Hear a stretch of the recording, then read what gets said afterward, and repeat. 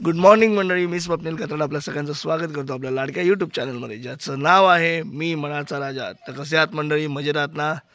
मजेतच असायला हवं. तर मंडळी, सर्वप्रथम तुम्हाला आज 26 जानेवारीच्या म्हणजे प्रजासत्ताक दिनाच्या खूप खूप खूप खूप हार्दिक शुभेच्छा. आपल्या सर्व देशवासियांना, आपल्या सबस्क्रायबर परिवाराला सगळ्यांना खूप खूप हार्दिक शुभेच्छा. आणि आज जिकडे तिकडे आपण 26 जानेवारी साजरी करत असाल तर शांततेने करा. शांततेनेच करतात, कारण ह्याच्यामागे खूप मोठी कहाणी आहे, स्टोरी आहे, जी आपल्याला मी सांगणार नाही. आपल्या सगळ्यांना माहिती आहे की आपलं संविधान कसं लिहिलं गेलं, त्यानंतर ते कसं आपल्याला दिलं गेलं, त्यानंतर त्याची अंमलबजावणी कधी झाली, हे सगळं माहिती आहे. त्याच्यामागचा इतिहास आपण दरवर्षी सांगतो, भाषणांमधनं ऐकतो, वाचतो. तर आता मी तो इतिहास रिपीट नाही करत आहे. तुम्हाला सगळ्यांना पुन्हा एकदा हार्दिक शुभेच्छा देतो.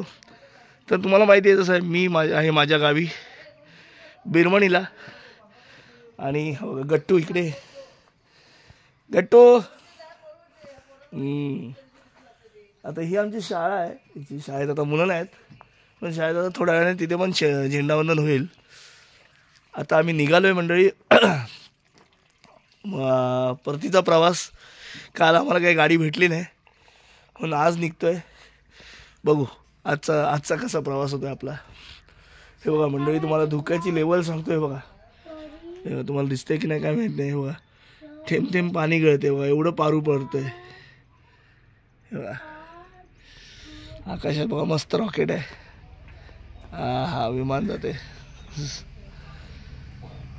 तर गाडी आली, बघू कुणातरी गाडी जागा भेटते का.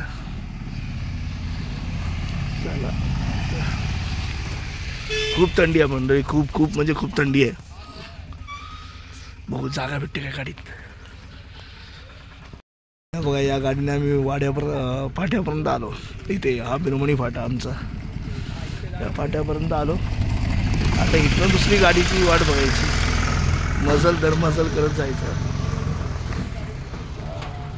आलं बिरमणी फाटा. त्या दिवशी मला मी इथनंच चालत गेलो.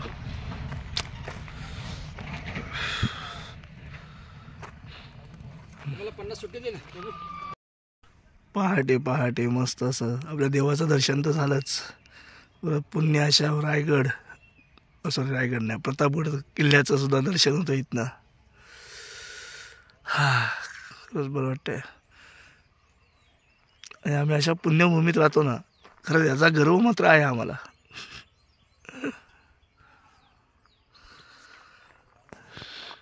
इकडे या बाजूला आता सूर्य निघतोय वरती.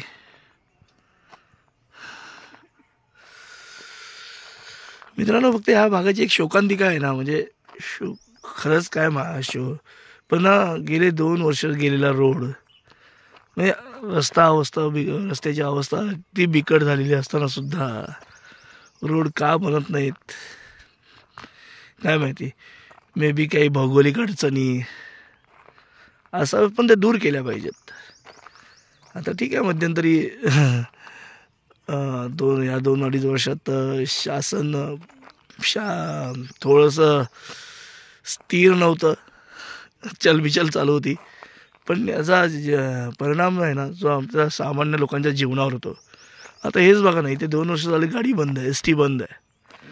अशी आम्हाला मजल दरमजल करत इथे ॲटलिस्ट फाट्यापर्यंत यावं लागतं.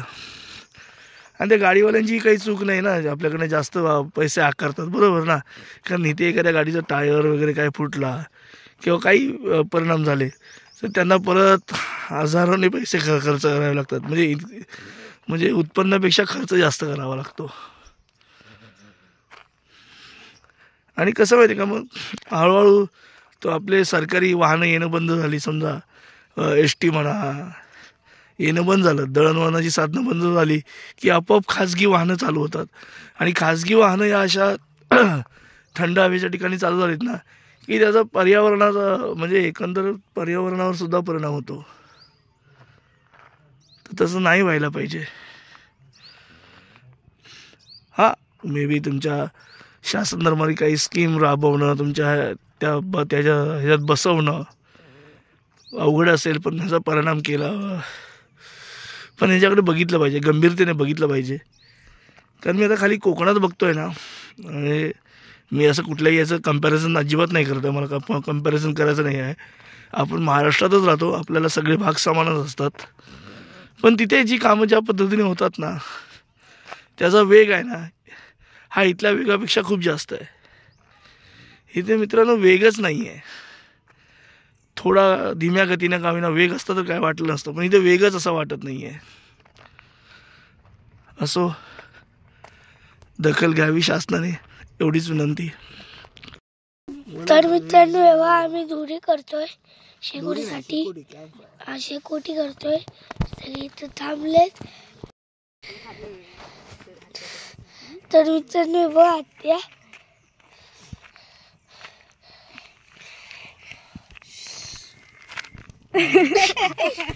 आणि वा शेकोटी म्हणजे पायाला लागलं. शेक मग नाही लागला. लेट होती का एसटी? 8:30 किती वाजत तोंडला पोहते आणि येतं वाढेल आहे ना. हो हो. आणि येतं कशी आठवली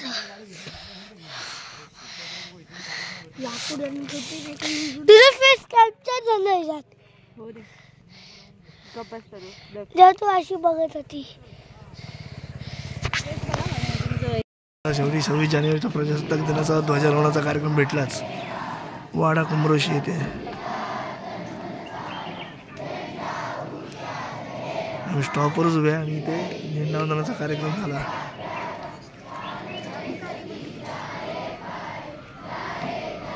भले ही जाए विजय करके दिखलाए हेच प्रण पूर्ण हमारा. आलोय खरं, पण आमच्या आधी तो दुसरी मंडळी गेली नालासोपारा गाडीला.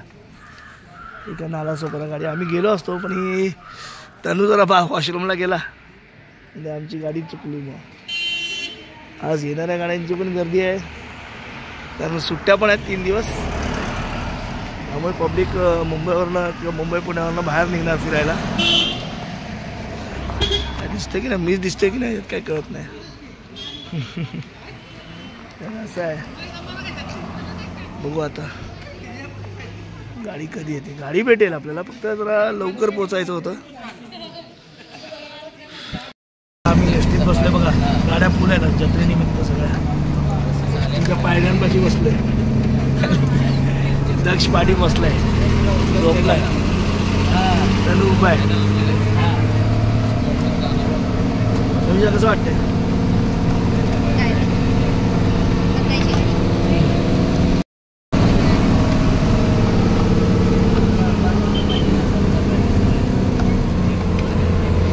आम्ही आलो पोलादपूरला आणि आता इकडे दुसरी गुहागर मुंबई गाडी भेटली. गुहागर मुंबई गाडीने बसलोय.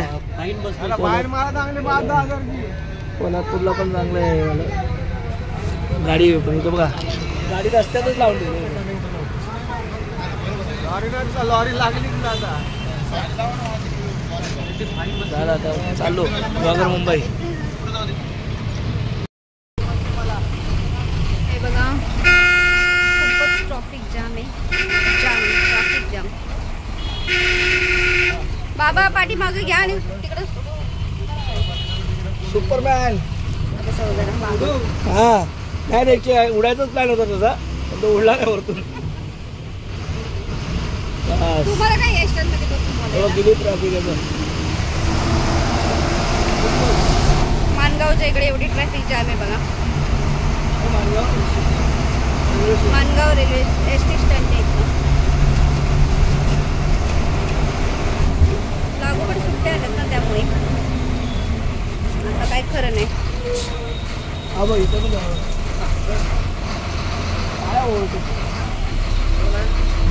बाईकवाले ठीक आहे, पण हे काय मोठ्या गाड्या.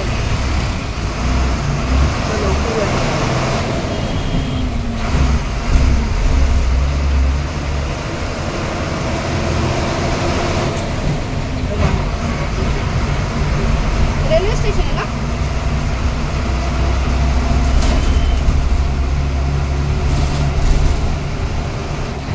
कोणती एसटी ही? बोरिवली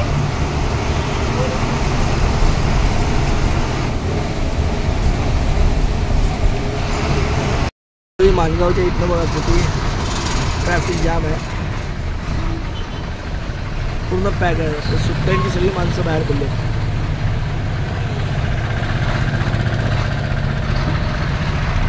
पूर्ण माणगाव यशू स्टँड बसले पॅक आता पूर्ण इथपर्यंत.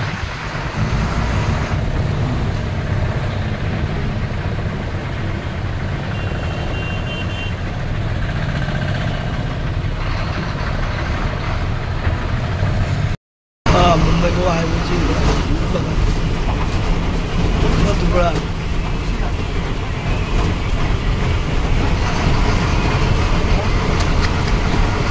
खरंच खूप बेकार आलं ते.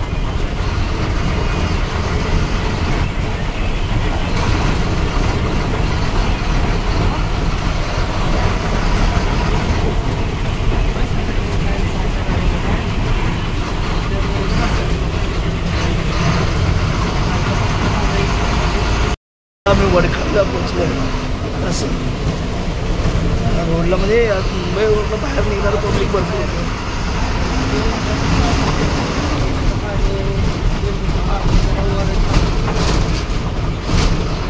अडीच वाजले.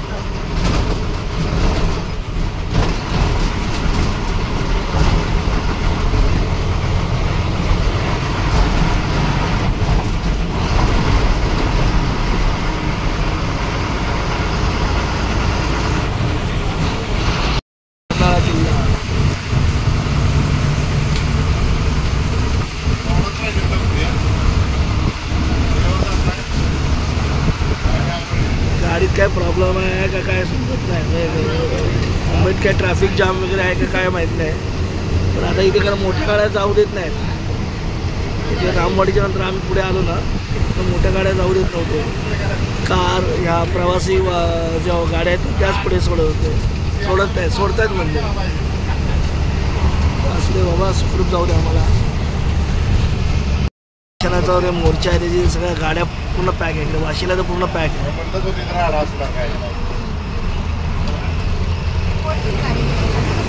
नाही गाडी फोडणार नाही, गाडी जरा फोडते.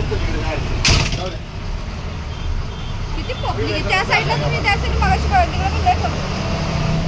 पूर्ण पब्लिक पूर्ण वाशीला पॅक.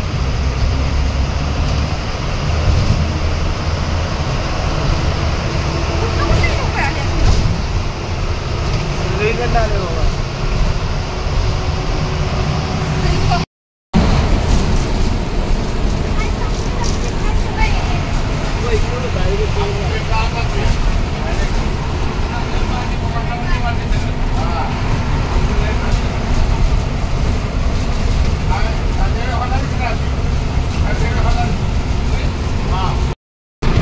पोलीस पण बघा किती आहेत.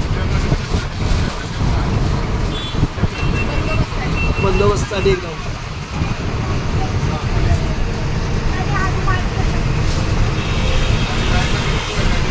बंदच करून ठेवले सगळे रस्ते. पोलीस बिलीस सगळे बसले ना बंदोबस्त. दुसरी फोर्स पण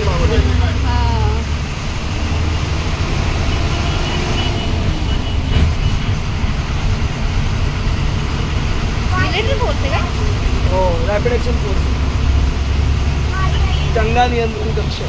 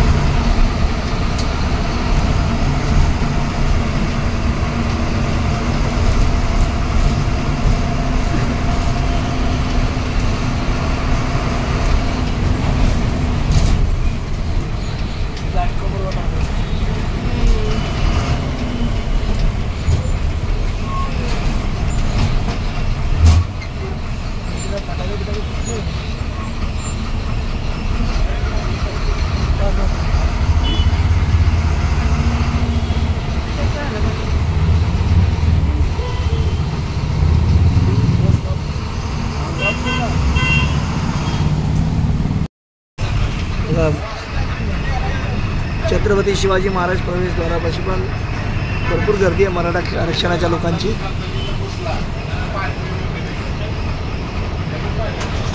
छत्रपती शिवाजी महाराजांचा अश्वारूढ पुतळा प्रवेशद्वार आहे मुंबईत घुसतानाचा.